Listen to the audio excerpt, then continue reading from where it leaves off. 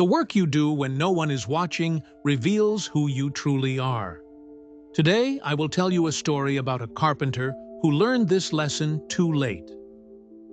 This story will make you think about every task you do, every job you finish, every effort you give. Listen carefully. This might change everything. Once there lived a master carpenter. He was the best in his town. For 40 years, he built beautiful houses for his employer. Every house was a masterpiece. His hands were magic. His work was perfect. He took pride in every nail, every beam, every corner. People came from far away to see his houses.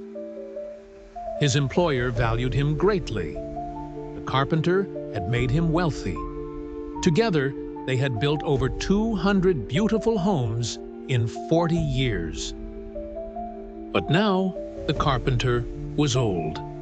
His back ached, his hands trembled. He was tired. He decided it was time to retire and spend time with his family.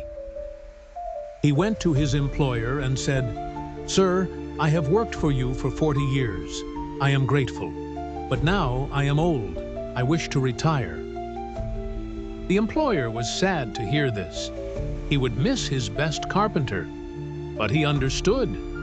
Everyone deserves rest after a lifetime of hard work. However, the employer had one last request. He said, "Before you go, please build one final house for me. Just one more. Then you can retire." The carpenter's heart sank. He was so tired. He wanted to leave immediately, but he could not refuse after 40 years of loyalty. He agreed reluctantly. But something changed inside the carpenter. His heart was no longer in it. He had already mentally retired. This house felt like a burden, not a joy. For the first time in his life, the carpenter did not give his best. He used cheap wood. He cut corners. He rushed through the work carelessly. He thought, "Who cares? This is my last house. No one will know the difference. I just want to finish and go home. Quality does not matter anymore." The walls were weak. The foundation was poor. The roof was poorly fitted. From outside it looked fine, but inside it was built with shortcuts and laziness. After a few weeks, the house was done. It was the worst house he had ever built, but from outside, no one could tell. It looked like all the others. The carpenter called his employer to show the finished house. He just wanted to hand over the keys and leave forever. He was done. The employer came and looked at the house. He walked around it. He smiled.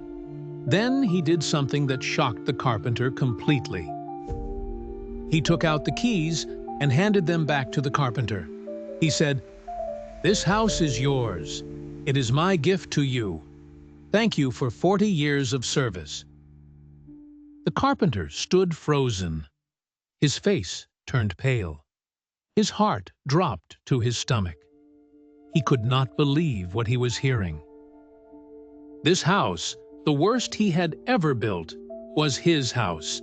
The cheap wood was his cheap wood. The weak walls were his weak walls. He would live in his own poor work.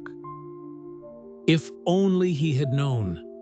If only he had given his best like always. Now he had to live in a house built with shortcuts, laziness, and carelessness.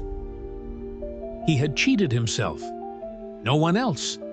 The poor work was not someone else's problem. It was his own future. He built his own prison with his own hands.